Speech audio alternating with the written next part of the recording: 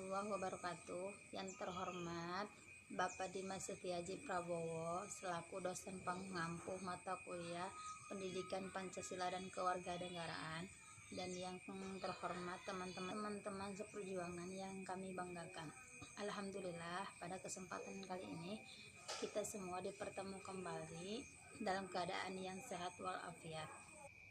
Kami dari kelompok 6 yang akan mempresentasikan hasil makalah kami yang berjudul Demokrasi Pasca Reformasi dan Penerapannya.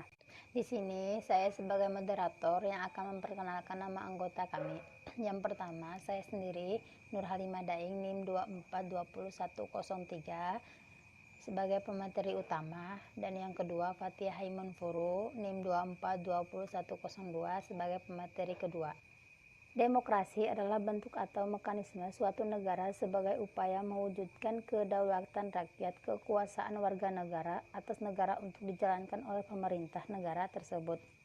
Salah satu pilar demokrasi adalah prinsip trias politika yang membagi ketiga kekuasaan politik negara, eksekutif, yudikatif, dan legislatif, untuk diwujudkan dalam tiga jenis lembaga negara yang saling lepas, independen, dan berada dalam peringkat yang sejajar satu sama lain. Semenjak era reformasi di Indonesia, pelaksanaan demokrasi tidak hanya menyangkut pemilihan anggota legislatif atau pemilihan presiden dan wakil presiden saja. Akan tetapi, pemilihan kepala daerah yang selama ini dipraktikkan, yakni dengan sistem perwakilan, ternyata tidak sesuai dengan aspirasi rakyat. Daerah perwakilan rakyat, daerah selaku rakyat gagal menjalankan amanat rakyat dan juga amanat konstitusi untuk mewujudkan ajaran kedaulatan rakyat dalam praktik ketatanegaraan. Pelaksanaan demokrasi pada era reformasi, yaitu masa demokrasi era reformasi, berakar pada kekuatan multipartai yang berusaha mengembalikan perimbangan kekuatan antara lembaga negara, eksekutif, legislatif, dan yudikatif.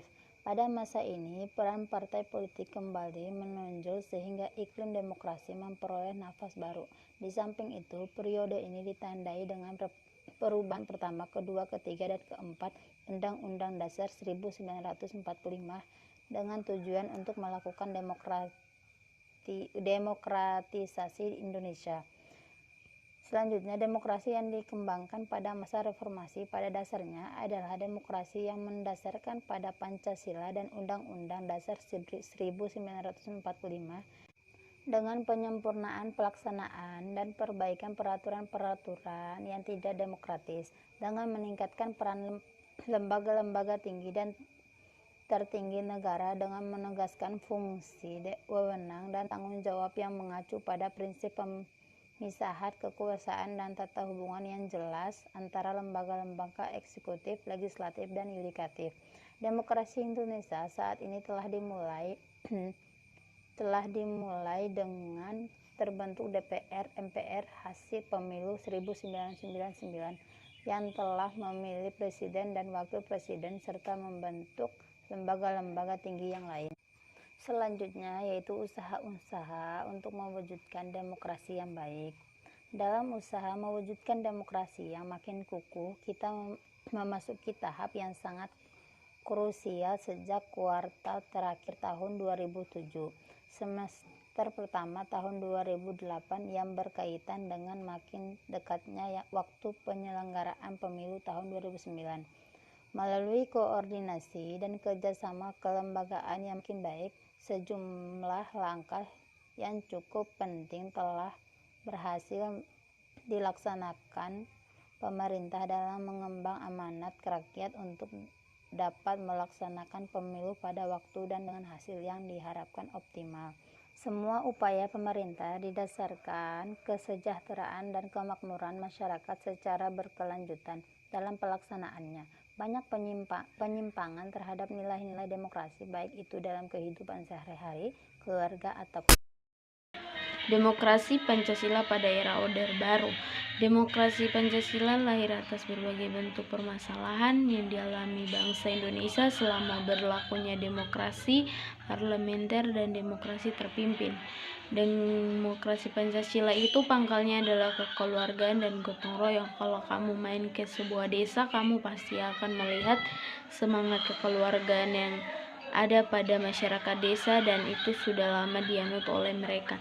Jadi, hal paling penting dalam demokrasi Pancasila adalah nilai-nilai yang menjunjung tinggi kemanusiaan sesuai dengan martabat dan harta manusia, menjamin persatuan dan kesatuan bangsa, mengutamakan musyawarah, rasa tanggung jawab kepada Tuhan Yang Maha Esa menurut agama dan kepercayaan masing-masing, dan mewujudkan keadilan sosial. Pelanggaran demokrasi era Orde Baru, penyelenggaraan pemilu yang tidak jujur dan tidak adil, kurangnya jaminan kebebasan mengemukakan pendapat, pemberedalan sejumlah media yang mengkritik pemerintah, kriminalisasi terhadap individu maupun kelompok yang tidak sependapat dengan pemerintah, maraknya praktik korupsi dan nepotisme, pengangkatan diskusi kampus, sistem kepartaian yang berat sebelah dan tidak otonomi, penculikan dan penghilangan paksa jumlah aktivis. Demokrasi Pancasila pada era reformasi. Perbedaannya demokrasi Pancasila pada era reformasi dengan era Orde Baru terletak pada aturan pelaksanaannya. Kalau kita lihat pada peraturan perundang-undangan dan praktik pelaksanaannya, banyak loh perubahan yang terjadi. Kebanyakan perubahannya itu terletak pada perbaikan kebijakan yang dirasa kurang sejalan dengan konsep demokrasi. Sekian dari saya. Wassalamualaikum warahmatullahi wabarakatuh.